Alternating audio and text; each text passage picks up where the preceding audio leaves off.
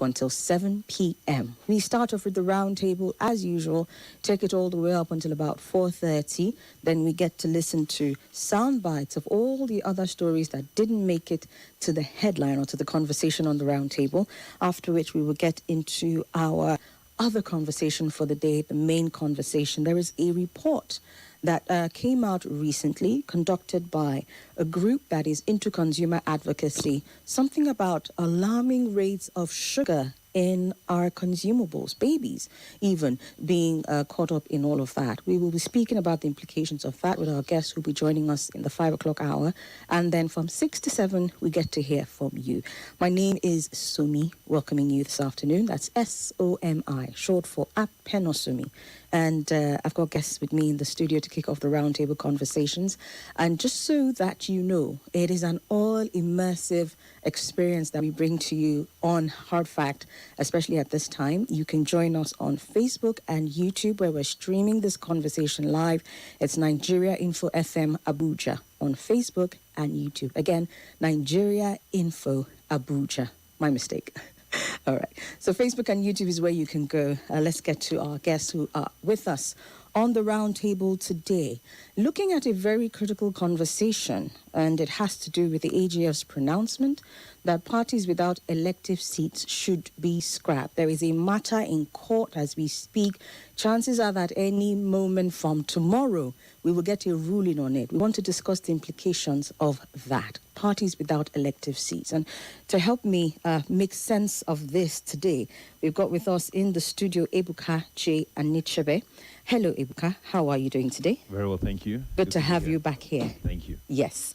Ebuka is a political analyst, and he wears many hats as always, but he likes to keep it at this one. So would honor that today. And then we've also got with us in the studio, let me call his full name, Dr. Emeka Donald Wachuku, also known as Don Wach. He's the National Publicity Secretary of the National Democratic Party.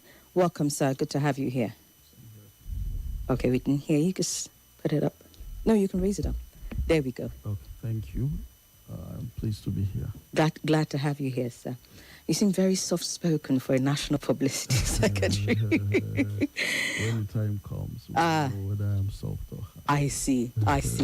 All right, sir. So, yes, this news first broke last week. Let me just run through the details of it, and then we'll get to the discussion. The Attorney General of the Federation and Minister of Justice, Lateef Fagbemi-San, told the Federal High Court in Abuja that it is unconstitutional to retain political parties that have failed to win any electoral seats. He made this submission in an affidavit responding to a suit filed by the National Forum of Former Legislators. This forum are the ones seeking to deregister several political parties, including the AA, the ADC, Accord Party, Zenith Labour Party, and Action People's Party, which are considered the most at-risk group. Now, we've got other groups that may be affected by this. Perhaps they have a bit of a reprieve, but either way, if the decision goes through in court, we will be discussing what implications are for them. Fagbemi speaking argued that in line with Section 225A of the Nigerian Constitution, the Independent National Electoral Commission has no residual discretion to retain the registration of political parties that fail to meet the minimum constitutional threshold, and that is 25%. That's the minimum constitutional threshold. According to him, the continued existence of non-performing parties inflates ballot papers, strains public resources, complicates election administration, and undermines the intent of the Constitution. He noted that the provision was introduced under the Fourth Amendment to address ballot congestion, which had previously complicated the voting process. So yes, this forum is warning basically that unless restrained by the court, now they are seeking to restrain the court from recognizing some of these parties in the 2027 general elections, if you understand the import of that. So they're saying unless the court restrains INEC, these parties will be allowed to participate, thereby clogging ballot papers, overstretching administrative resources, and potentially misleading voters. Now, I'm very, very concerned about the misleading of the voters thing. Let's use that as our starting point for this conversation. I'll come to you, Ebuka. There is a constitutional provision that INEC should act on. However, in times past, this constitution has been used to make such moves, and it didn't quite work out. There are court cases that came up as a result of this. Yeah, so it hasn't necessarily been something that you can just, flip the switch on and then it will happen. What do you think, starting first of all with this thought of misleading of voters if this continues? I don't think the issue of misleading of voters comes up. I mean, political parties go out and campaign. Voters know their logos. They know exactly what to vote. So the idea of, you're clogging the ballot paper with names and logos doesn't simply come to bear in terms of you're wasting resources. The same cost of printing a card will still be the same cost of printing the card with multiple logos. So that argument doesn't hold water. It's not tenable. The people are not having it. That's number one. Secondly, I will say this is not the first time that political parties have been deregistered by INEC, because there was, first of all, one in 2014 or 2015. There was the plethora of parties, and it had to be streamlined. However, Section 225 of the Constitution doesn't necessarily say that. It says INEC shall exercise discretion. Shall. That's the operative word, right? This frivolous suit that has been filed is insisting that the shall should be must. And that's really it's not open for the courts to interpret what shall is and how shall shall turn to something that is definite. It's not definitive.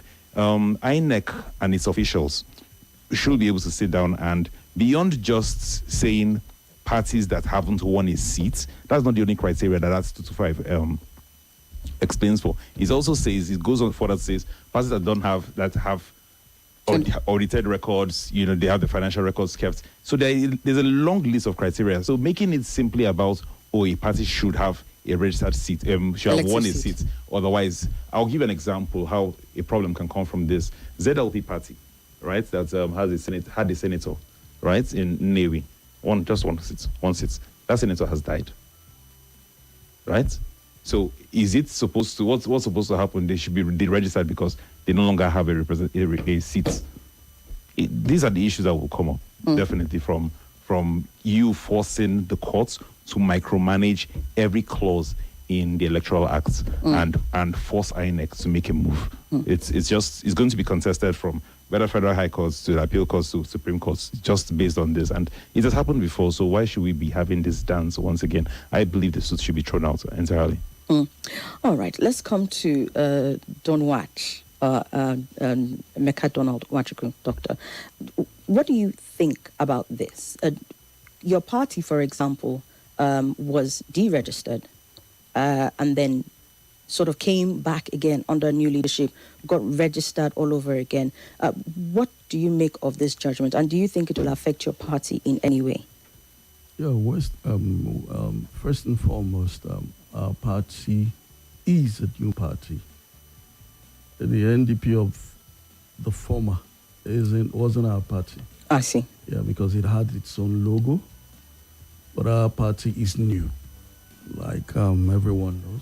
I mean, it was registered on the 16th of February, 2026, and our certificate was given to us on the 18th of March, 2026. Now, I might want to disagree with my brother and my friend Ebuka, because having so many political parties, in my thinking, doesn't augur well for the country. How many is too many? We were at 74 prior to 2020. We're currently at 22, 21, give or take. You think 21 or 22 is too much? Well, you know that when you go for voting and you see the voting, the ballot paper, when you have so many of the parties on the ballot, at times, I mean, you could make mistakes, okay? And it could take much more time than it should for a voting process, because you would now have to start searching out your party, and also with the with the closeness in names of these political parties, you find out that some people might end up making mistakes. For example, you have one party or two parties bearing almost the same names, Going through all those things, it could affect votes. Okay? Then secondly, there's something my brother said about shall. Shall is emphatic. May is discretionary. Shall means a must. When the Constitution says shall, it means that this is sacrosanct.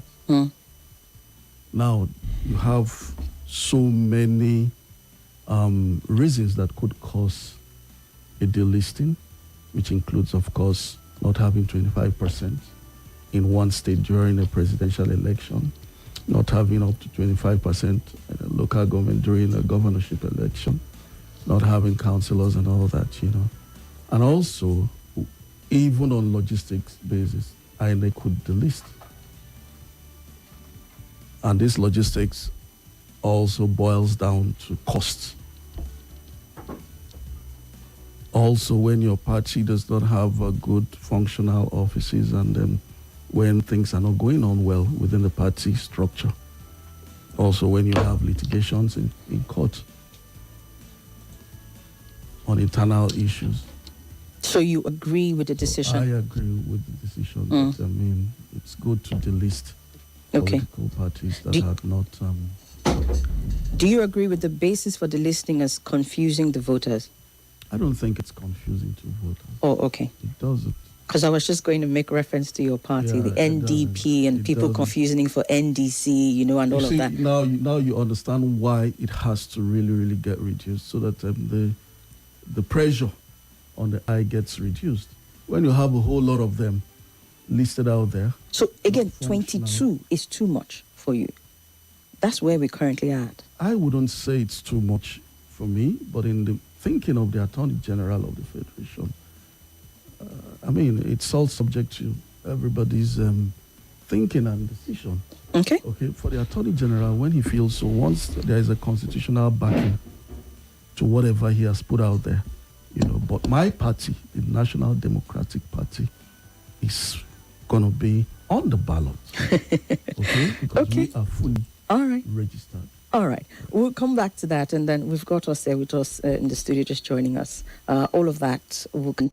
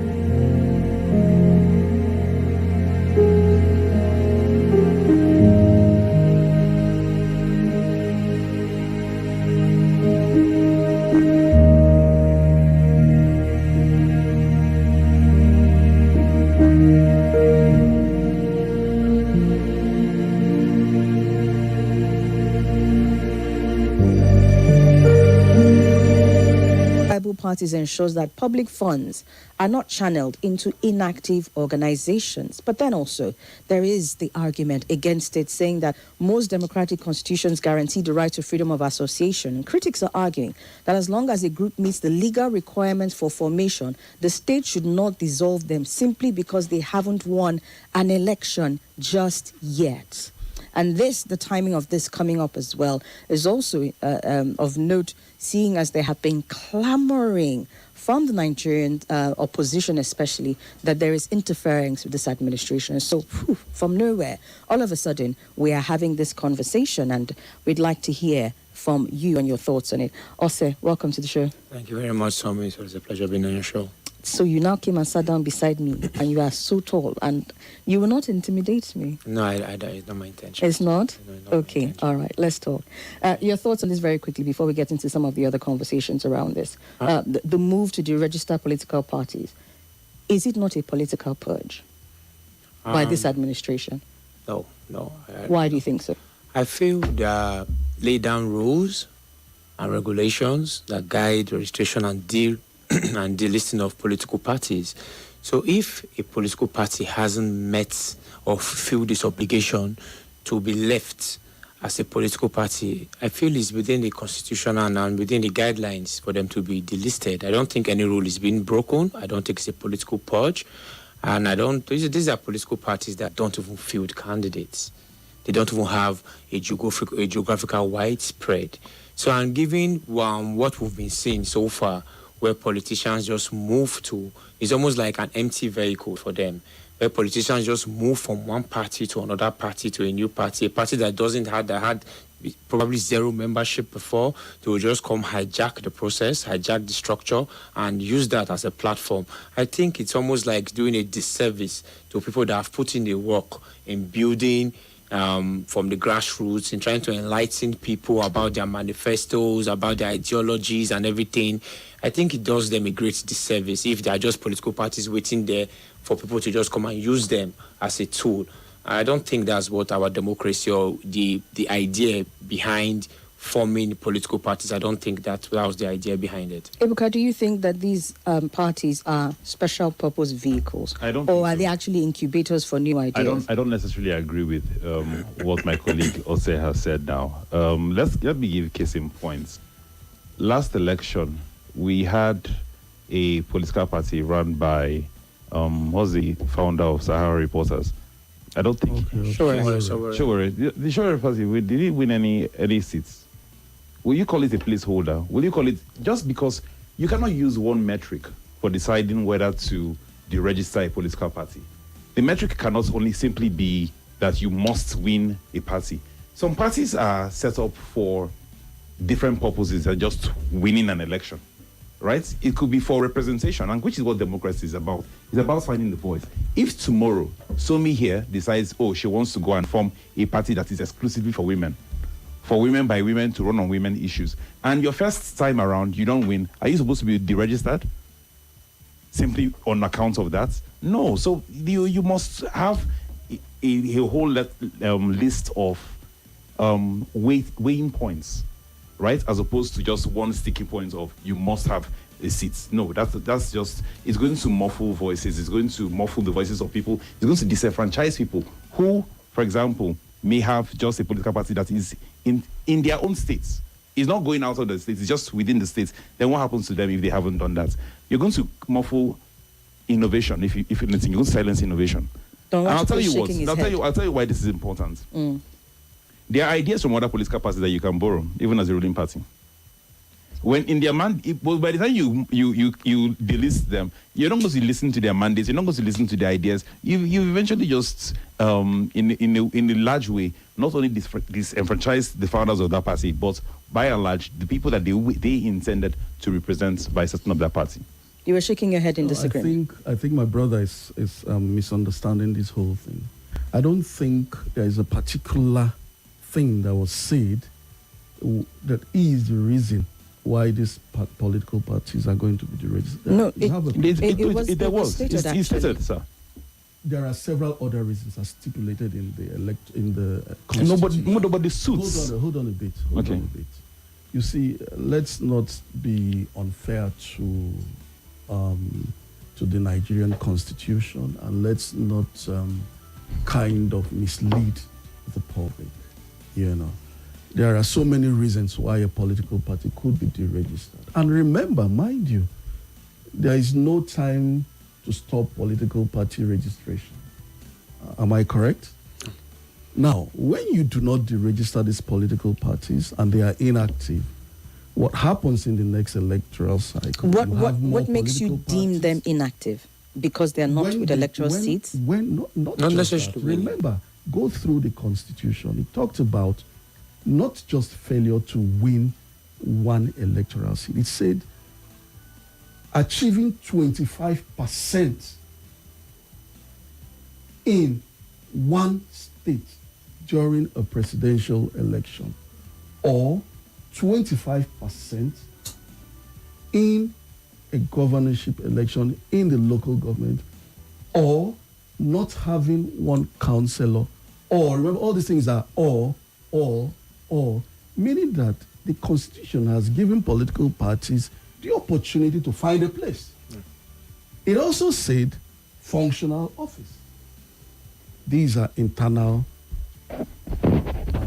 approaches to management of political parties. So let's not just stick to the areas put out there. You understand, for 25%. No, I mean, it's a whole lot. Yes, but the question is that the basis on which this suit is being put forward for these parties to be deregistered? We're looking at the words of the Attorney General, who said that in line with Section 225A of the Nigerian Constitution, INEC has no residual discretion to retain the registration of these parties that fail to meet the minimum constitutional threshold. Minimum constitutional threshold was stated. He also said that continued existence of these parties inflates ballot papers, strains public resources, and complicates election administration. These were the reasons that they gave. But the matter is in court. The question is, the suit? You know, I mean, they could put out a portion. By the time you see the suit itself, you might now see that it's beyond, because I believe the Attorney General is, should be wise enough to... So let's provide that additional context. Okay. The counsel to NFFL, which is the body putting forth the suit, that Fagbemi was also responding to, Yakubu Rubasan, told the court that the suit seeks judicial interpretation of constitutional and statutory provisions governing the registration and continued recognition of political parties in Nigeria. They said they are there for constitutional interpretation because parties, in their view, have acted in breach of the Constitution, and they seek the court's guidance on the relevant provisions. And all the relevant provisions were stated, saying that the parties did not secure this constitutionally required 25% of the votes in at least one state, neither did they achieve representation across the country's 8,809 wards and 774 local government areas. Again, this suit is hinging on specific provisions of the Constitution, not the entirety of it, like you've said, functional offices and all of that. So the court is going to act based on what the suit has brought forward. Yes. Now remember that one thing will always beget the other. This has started. This trajectory has started. You know how these things work. Once things are constitutional, all right, the Constitution would have to be gone through. Once the process has started, be rest assured that it will beget the other. If this doesn't seem to go through, you're going to see that more things. But what I want to say is this: political parties should always endeavor. It's not just about having a political party, democratic party. We are new. We are making sure we are putting our heads together. We are working very hard. But you see a whole lot of these political parties, they seem just to come out there. And are you in the know? Are you in the like? Do you know why the party was deregistered in the first place, NDP, before it now came under new ownership? What were the failings of the NDP of then? I imagine that you will have studied it to learn from them. Perhaps you can bring it to the fore so that we can have a conversation about that as well. It still borders around this not having to meet the required 25% and all what have you. Okay. As it is in the Constitution. It wasn't just the only party that was registered at the point in time. And that's why our party today, the National Democratic Party, we are putting everything without leaving any stone untouched. I mean, there are parties that have done that and still were unable to get elective office. Would you agree with that? So would you now want a situation where after every election cycle, you have political parties coming up for registration, and at the end of the day, you have 1 million political parties? No. There should be some level of sanity. Remember, this registration should be after every election. But you would see that, and you would agree with me, that it takes a lot of time. Does he actually agree? Let him get a word. No, I would not agree with you. I would not agree with you. Let me say why you've done. So that while INEC does have the discretion, INEC has the discretion to do this. Shall, as a they have the matter now, the key word is discretion. Number 2 is also the fact that timing is important, right? Mm-hmm. You don't want INEC to become a gatekeeper as opposed to an umpire. They're two different things. Should they start now to start deregistering parties, it will be seen as gatekeeping 9 months before an election is run. Did the Constitution say when you should start? No. Timing is important. It's not about whether the Constitution. While I understand where you're coming from, it looks like political witch hunting. From the public. Why I understand? It will look like that. It seems like I believe political parties. I believe political parties have membership registration forms, and there are some things that INEC has to look at to come to that conclusion that these people have to be deregistered. So basically, don't you think they should have done it before? I believe the deadline for party membership submission from political parties just finished recently. No, it's going to be on the 10th. It's on the 10th. So I believe it's based on all these decisions all these factors inform INEC's decision, and this is I know I'm going somewhere too. I know because you spoke about INEC being the umpire and the gatekeeper. That's why I just threw that in. But do we jettison the Constitution over that? We all know that in some countries in the world, homosexuality is legal, but in Nigeria it is illegal, even if it's still infringing on the rights of some people that LGBTQ community that lives amongst us. Now we shouldn't be emotional about all these things. There's a place for the law. If the Constitution, before you go and register something, you can't come to football. You can't go to a game of football and want to use your hand to score. In the game, you have to play by the rules. Absolutely. Before you registered your party, you know the laws that keeps your party registered. Yeah, exactly. So if you don't meet the basic, that's why they say the barest minimum constitutional requirement for your political party to exist, do we now sacrifice the Constitution on the basis of emotions? At what point do we draw the line that, okay, you've not met the basic requirements and let us delist you? Or because or pander to the gallery. Nigerians are clamoring for change. But you had time to register people. You had time to rent offices. You had time to put out your ideology out there. So if you've not done all that, we're now looking at the time. Just to be clear, offices and government emergency in question here. Just to be clear, because you said if you've not done all that. No, what I'm trying to say, I'm just stating the basic requirements. No, but for you to still exist, the 25%, the having offices, having winning maybe a councillorship. I'm just trying to go through the processes. So if all that has not been done by a political party, you've not met the barest minimum constitutional requirements for you to exist as a political party. At what point do we delist you? Please, I would like to hear your thoughts on this. Do we wait for 9 months before the election, 3 years before the election? At what point do we delist you? The question you're asking is mute, and I'll tell you why it's mute. These are the topic. Sorry to cut your train of thought short. These are political parties that have probably not even fielded candidates for at least 3 election cycles. Absolutely. No, that's wrong. No, let me tell you. The last delisting of political parties, was it 2020? Yes. So you can say yes. Like how many years ago? There was a huge one where they deleted about 72. There were 74 at the time. At the time, yes. There was a huge one. From 2011 to 2013, there was a huge delisting of many political parties. Mm-hmm. Now, the topic why we're here is because of the lawsuit that says that INEC must act on this, and you're asking the courts to compel INEC to act. when you start to dice each line in the Electoral Act and saying, oh, that based on this act, let's go and interpret it, you're going to end up with court cases that will eventually have to be upturned after the election is even over. Oh, my brother. No. And you use the example, hold on, you use the example of football as an analogy. It is questionable when just before an important match, the referee, the umpire comes and starts to come up with, you're compelling him, come up with this new law, come up and enforce this new law. It is not and a enforce new this. law. No, wait, hold on. Come out, enforce this, enforce that. You look as if you're witch hunting some people. No, that is what it looks like. I'm not. Okay, here- let me I'm here- use hold the on, let me Athletic tell you, Federation. We are If before hold the on, sir, race, hold on, sir, hold on, Let sir. him finish making We his are in point, the please. month of May. Election starts in February. Yes. You're asking to delist political parties now at the 11th minute. This is not the No, but 11th you're minute. getting Okay. Is it You know okay, that okay, these explain to these me. political parties, they know what they were up for upon registration. I'm coming. You know, you had your time.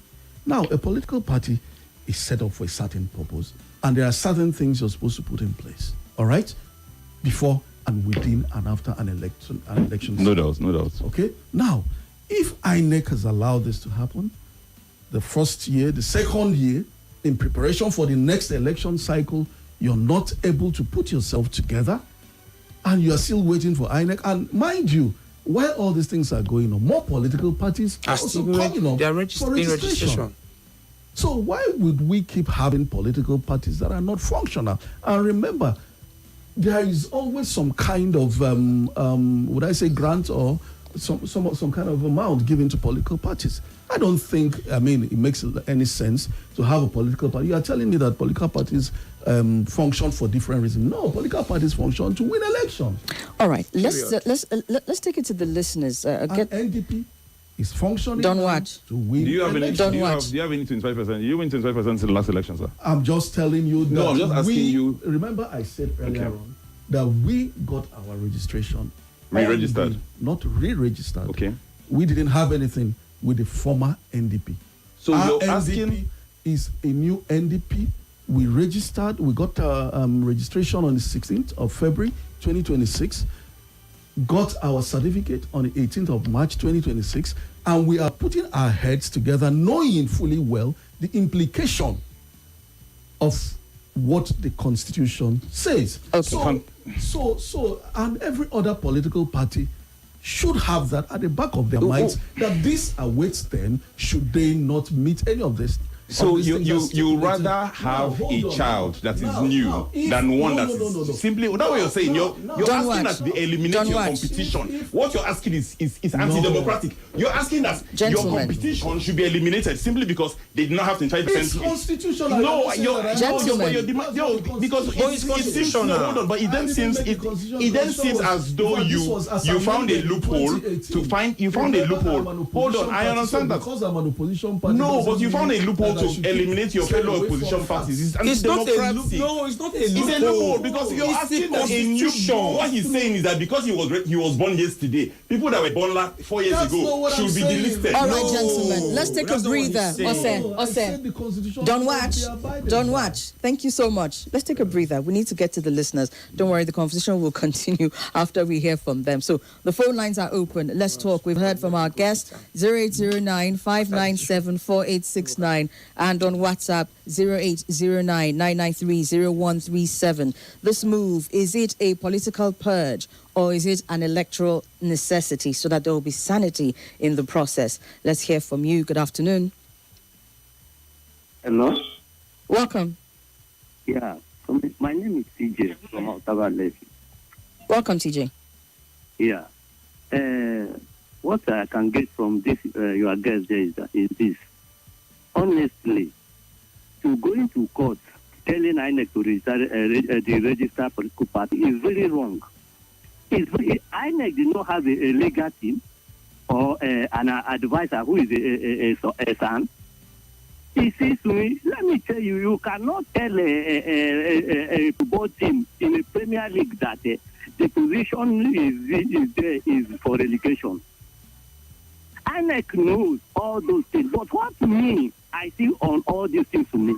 Let me give you reference for many countries in Francophone. In Senegal, That's how they demolish all the political parties to the extent of this man have to stay in prison and win election. In Ivory Coast, opposition go to house arrest. In many countries, Ivory Coast is a francophone. That is what is terrible in Nigeria now. Okay. The APC doesn't want the opposition. You understand? APC Okay. is a bad omen to Nigeria. All right, that's your time. For the other month they're saying that the political party does not have ideology. I disagree with him. APC does not have any ideology. That's your time. Thank you very much. So we can get from other callers. Hello. Good afternoon. Welcome. Thank you, Dr. Lajide from Washington State. Go ahead, sir. Yes, for me, I would have preferred to scrap all these parties to remain 2 or 3. If you take the Western world, what makes their politics big is about 2 or 3 political parties. In UK, they have other political parties, but the major political party having is 2 political parties. In US, in Canada, look at the Western world. We are having 20, 30 political parties. For what? It's a waste of money, waste of resources, waste of time. Left for me. I should go ahead and scrap them, let it remain 2 or maximum 3. Okay. For the opportunity. God bless you. God bless Nigeria. All right. Thank you, Dr. Lachide. Let's take a few more. Good afternoon. Hello, good afternoon. Welcome. I greet you. I greet in the studio. Hope it's my name. Okay, go ahead. Yeah. This is that APC don't want opposition. Yes. Can you hear me? Okay, we can hear you. Go ahead. Yes. So they don't want. They try all what they are to make sure that they are scrap order, but they can't work. Yes, it can work. We can't allow them to do that. See, whatever, whoever, let's go to the poll. Whatever party that we belong to, their fear is that the margin of Obi and Nkwankwo, so that's their fear. And others. See, even if you have about 10,000 political parties, don't consider them.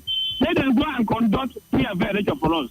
Yes, they don't want opposition. They want to remain poor. It can work. All right, okay.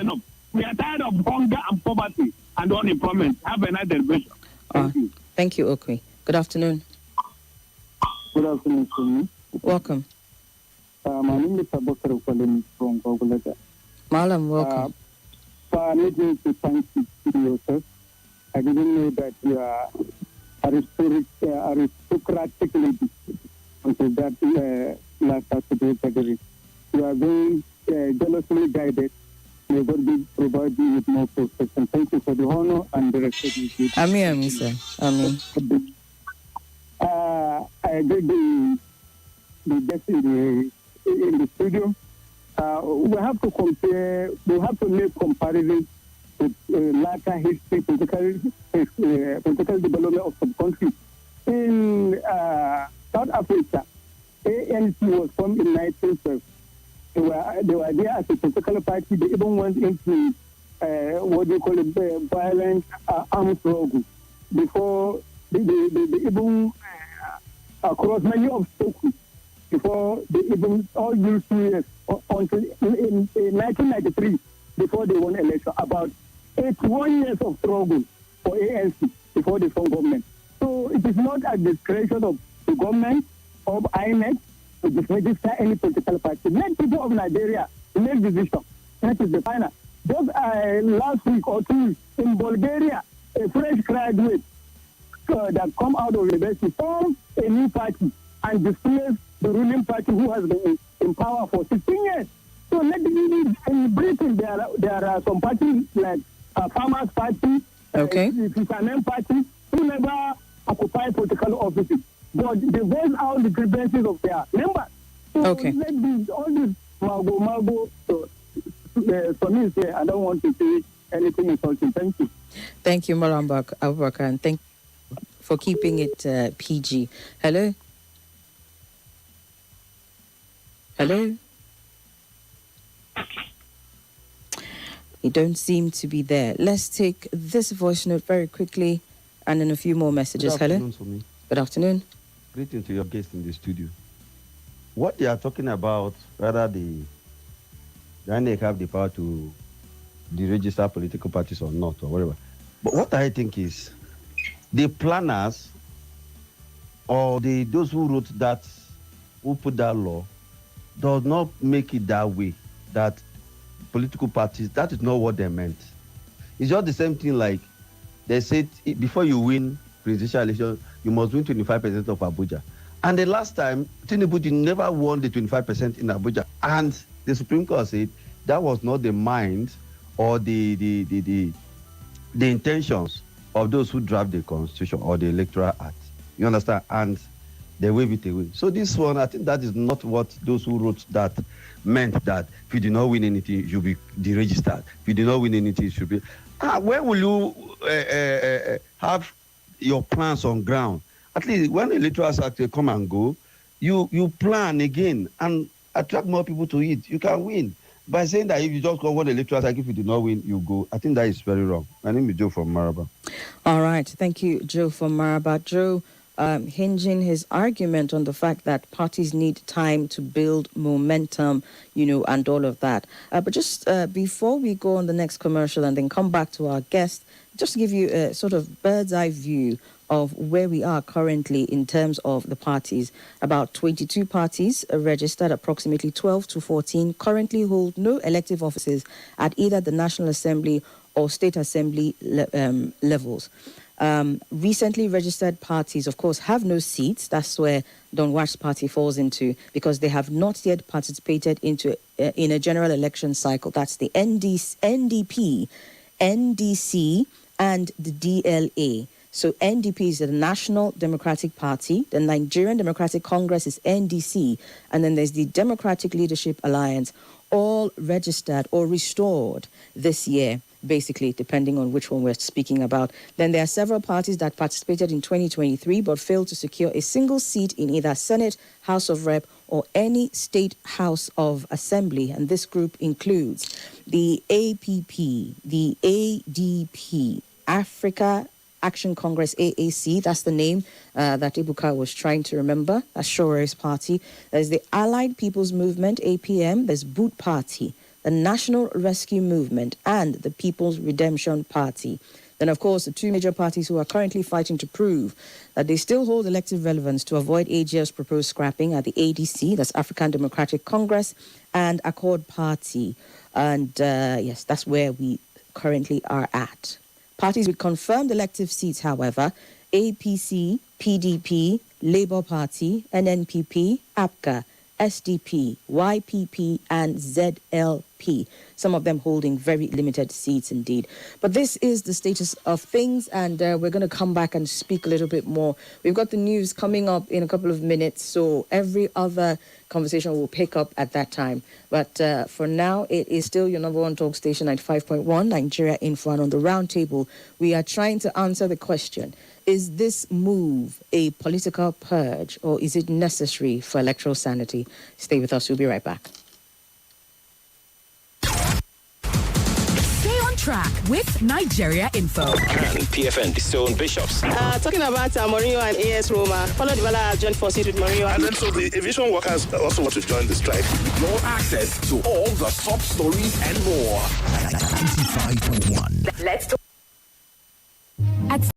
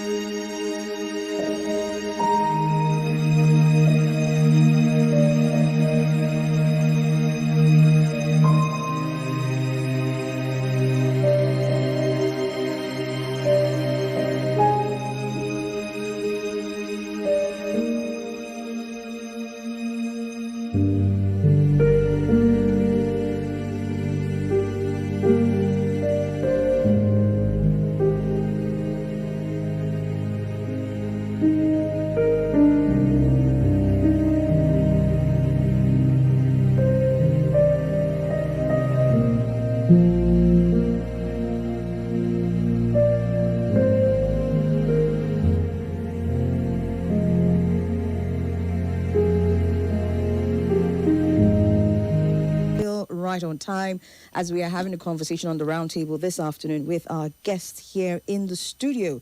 Ebuka Anichebe, a political analyst, very much on ground, bringing in his own perspective to the conversation. We've also got Ose Hilase Aigbeudwebo, the director, Strategic Communications Take Action Organization, and we've got Dr. Emeka Donald Wachuku, the National Publicity Secretary of NDP, with us, trying to answer the question: is the move to deregister political parties right at the right at the doorway to 2027 elections a political purge, or is it necessary for electoral sanity? My name remains Somi, and I have had to be a moderator on the conversation today as my guests are getting into it quite well. But I mean, we must have these conversations, especially seeing as the chances that this court judgment might just come out tomorrow. We have that. So it's just at our doorstep. And so what are the implications of this? So I would ask again, if we scrap parties like ADC or Accord because they lost in 2023, aren't we essentially telling new political movements that they only have one shot at success before they are liquidated? I would like to get Don Watch to start off with the answers on this one. You have a party that is just reborn, if I can use that term. What happens if come 2027 your party doesn't make any elective seats? I know you said you're putting everything together, all of that. To a large extent, sometimes these things, depending on the political landscape that parties find themselves in Nigeria, end up being nothing but rhetoric. So say come 2027, you don't win any elective seat, and you are saying you're very much in line with this move by INEC. Wouldn't that disenfranchise your party because you've only been given one election cycle to make any mark at all? Yeah, to answer that first, I wish to welcome the public, well-meaning Nigerians into my party, into our party, the National Democratic Party, where we think Nigeria first, where our cardinal and focal point is the light of hope and a great future for all of us. Nigeria first means that our party directs its approach towards that which you, every Nigerians, are looking forward to. So I welcome each and every one of us into our great party, the National Democratic Party. Now I want to tell you that the National Democratic Party is not a party that's looking forward to not having elected officials by 2027. And by the grace of God, we are going to have a whole lot of them. Because first and foremost, before going into a political party formation, you should know what it entails. You should know what you should do. You should know what would come should you not get to what is stipulated in Section 2022-25A of the Nigerian Constitution.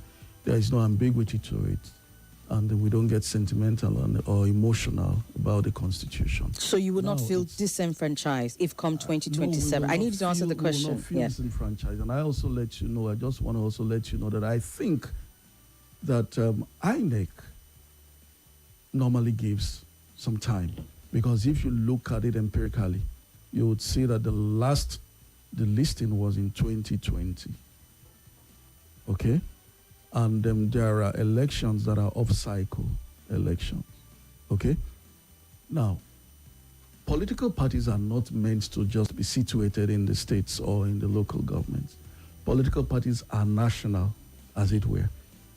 You're expected to be, your presence is meant to be felt in all the states of the Federation. So for anybody to come and say that you can get concentrated in a state, yeah, well, geographical location or whatever could make you get concentrated, but that's not the purpose of having a political party.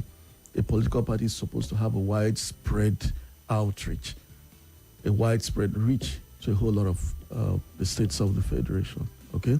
And my political party, the National Democratic Party, ably led by our national chairman, an indefatigable woman who God used to bring forth this party, has put its acts together to make sure that our party will not disappoint Nigerians. Okay, all right. Ebuka, the law as it stands. Right now, there is this, how would I put it now? There is this song and dance about the Constitution and how it is being implemented or how it's being followed, the way a manner is being interpreted in certain cases, okay? Sometimes it's a case of, okay, 4 out of 4, sometimes 2 out of 4. I say that because going by this section 225A, there are 4 key requirements, right? And we've established that the party is, or rather the suit that is being brought forward to make this case is using at the very least 2 out of the 4. Say that the law indeed supports that these parties must meet all 4, otherwise they will be deregistered. What are your thoughts on this saying? Some see parties as a social club, basically. And so the fact that you're not able to win even a single ward in any election, shouldn't that be grounds for disqualification? And if you think not, tell us why. Because, again, the Nigerian taxpayer, INEC, are funding. There's some level of funding that goes to these political parties. And, of course, the conversation around resource management and all of that. Why do you think, really and truly, that they shouldn't be deregistered? What is it about, or how long should a political party be allowed to exist for before conversation of deregistration should come up? All right, thank you. Let me put it this way. In Nigeria, we have mastered the art of cross-carpeting. This man doesn't win his primaries, he cross-carpets to his party. He doesn't win it there, he goes to the next party. A candidate can cross-carpet 3 times before the election holds. Now, if we are to use the entire 4 metrics as contained in section 225, yes, right? That says, okay, you should have audited accounts, you should have presidents, you should have 25%, all of that. If we decide to use all 4, how many parties are we going to have? That's number 1. Number 2, because of the fact that this constitution, what it says is that the person that the party should be holding a seat, not having one, holding. So if this man wins now on his political party and tomorrow he decides to cross carpets, he won the seat, but now he's no longer on that seat. He has cross-carpeted. Yeah. Can it still be said that his political party still has that seat when he's no longer a member of that party? He's now in APC or PDP, as the case may be. So you see, there are many ways in how you can disenfranchise both the politicians that are not seeing this. A lot of people won on Labour Party. They've moved since to APC. Are you going to say that now? Oh, Labour Party did not win those seats. So these are the things that are going to be open again to further interpretation by the law. Let me respond to that. Go ahead, sir. Okay, now let me tell you, my brother, you don't hold INEC responsible for any defection. It's the party itself. Once you run and win an election in a party, and the party is not factionalized, there is no established factionalization within the party, and you leave the party and join Party B. The party takes you to court, and legally, you will lose your seats. So INEC cannot be held responsible to have disenfranchised the party because a member defected from its party to another party. It behoves the party taking the person who went because he has moved their mandate. Because the truth of the matter is this: winning an election, we have individualized it, but it's a party thing because you run on the platform of a political party. So whatever you want belongs to that party. But the thing is that a whole lot of things, shenanigans happen, and things do not follow the right way. Okay? Now, when that happens, you don't hold INEC or the Attorney General responsible. It behoves the party itself to take the individual who has gone away with a mandate given the party. So at the same time, we're arguing the same thing, right? Again, you're disenfranchising the political parties. Who is disenfranchising? By you sticking on these points and not fooling. Look, the question was quite simple, right? What metrics should be followed? If you're following just one metric of, look, we have to because you don't have a seat. But that's not the. That's not the only metric they're following. You seem to perceive it from the angle of one metric. We've just reeled out what the Constitution says. The court case does not. No, hold on now. The court case was dwelling on. An individual could hold you at one section of the Constitution or you understand, or a paragraph of the Constitution. And if that another fails, person takes you on this, another person chooses to go on all of them. You understand what I'm saying? So back to the same issue. So it's back to the same issue. If you're asking, if you're saying one individual can compel the Federal High Court to speak on what this clause means, another person can come and say, well, since you speak on this clause, this other clause, why don't you? And then that at the end of the day, once another person has come and said this also is joining what we have added to you. No, after a ruling has been done. Of what the Constitution stipulates about parties' inability to field or having a candidate. So what I think you should be thinking about, I think our narrative should be focused on political parties doing well. You understand? And let me tell you the truth. When you have so many political parties, removing a sitting president is very difficult. I'm telling you the truth. Is that why your political party was set up, to remove a sitting president? My political party is going to be in Aso Rock 2027 by the grace of God. But that's not. Can we bet on it? I beg to differ. I beg to differ. I would like to come back here. I beg to differ. You might beg to differ, but I want to tell you all that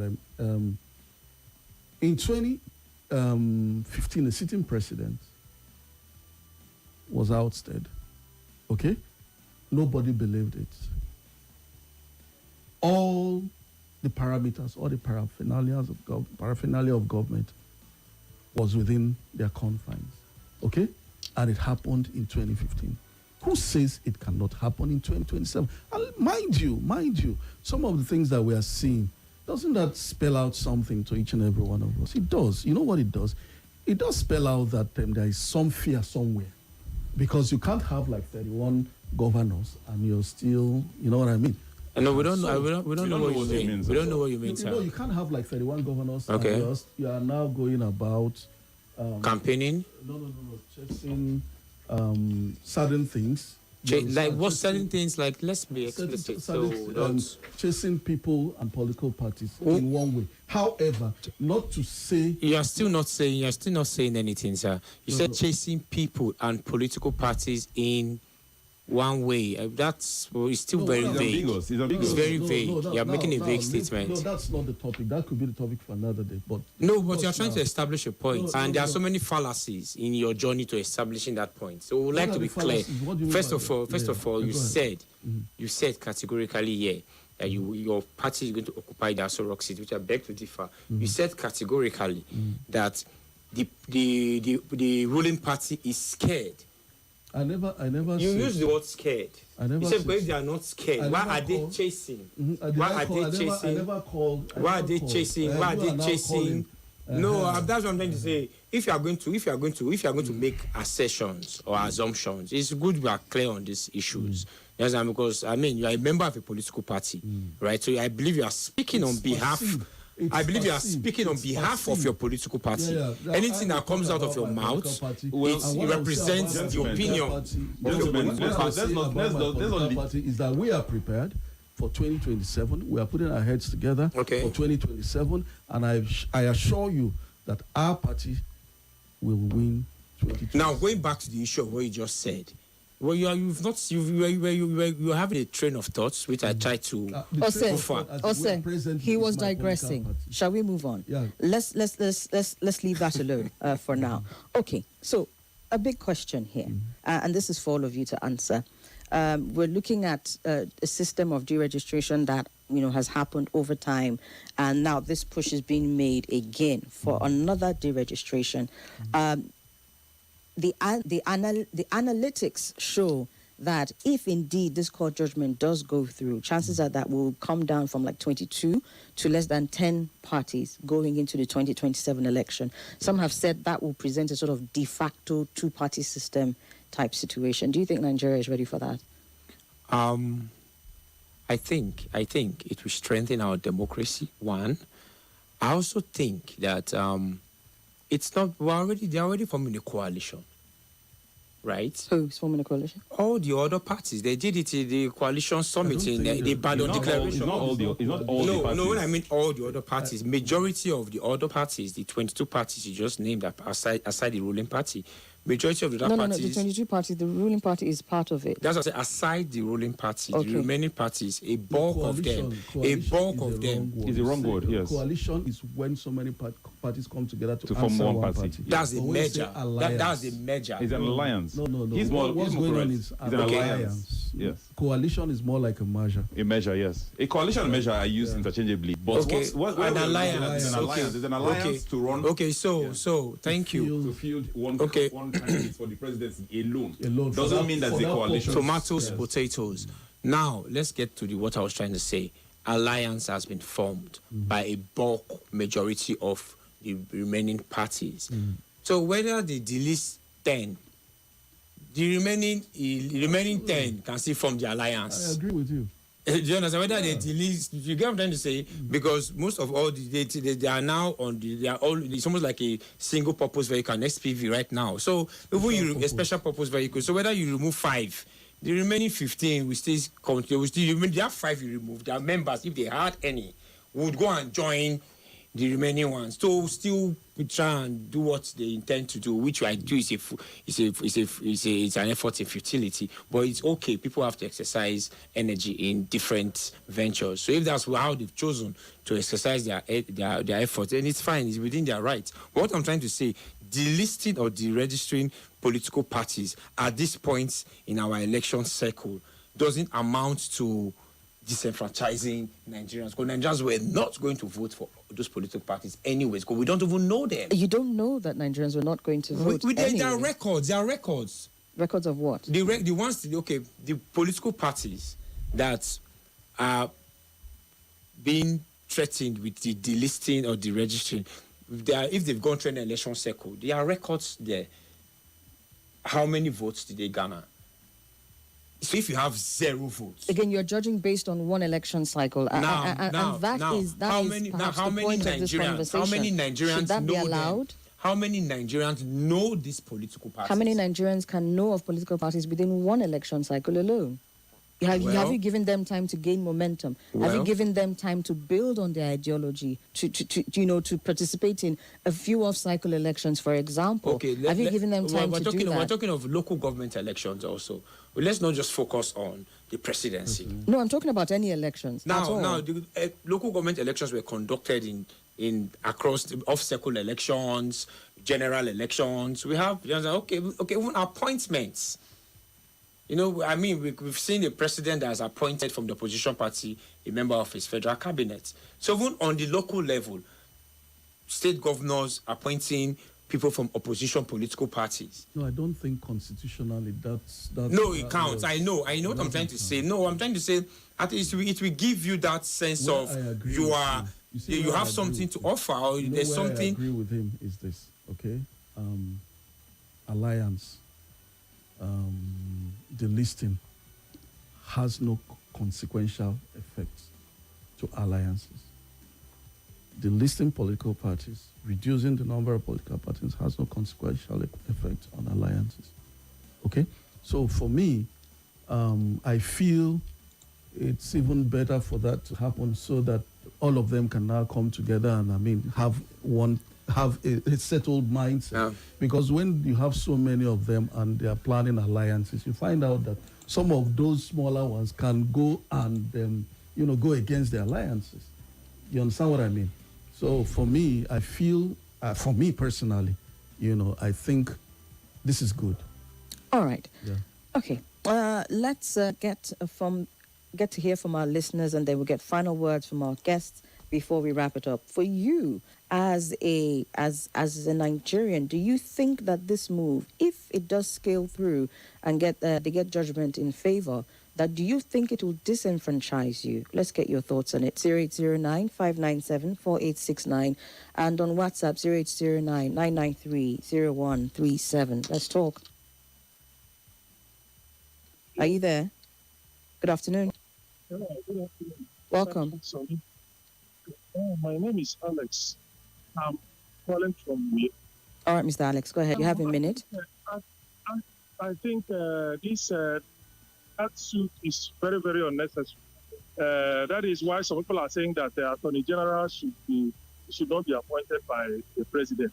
You can as well say he's Attorney General of Tinubu. I think that rather than wasting his time for something that will not really be of benefit for Nigerians, we should have looked for another important thing. Let's take, for instance, why will he be talking about the registration of political parties now that the election is almost around the corner? And they know that they have been accused before now that they are the ones sponsoring those parties. Now that it appears as if some certain parties are getting a little bit relief, he now came up with another thing that will equally dampen the spirit of the opposition. So as far as I'm concerned, this thing is just to make sure that they weaken the opposition, to make sure that the palpable fear around the political system is just intimidation. They are talking of waste. How can it be waste when the government is wasting money in the house? They are wasting money in aircraft. They are wasting money in several other places. Talking about wasting money. Okay, last INEC chairman, they was giving close to 400 billion naira last election. We bought this thing about electronic transmission. He couldn't do that, and nobody's even talking about it. So, as far as I'm concerned, the idea behind it is not to save cost, it's just to achieve their political aim. All right. Thank you. All right, thank you, Mr. Alex. A quick commercial, and then we'll come back and hear from our guests. Stay with us. Yes, so this is Jolly Johnny on the streets. How well do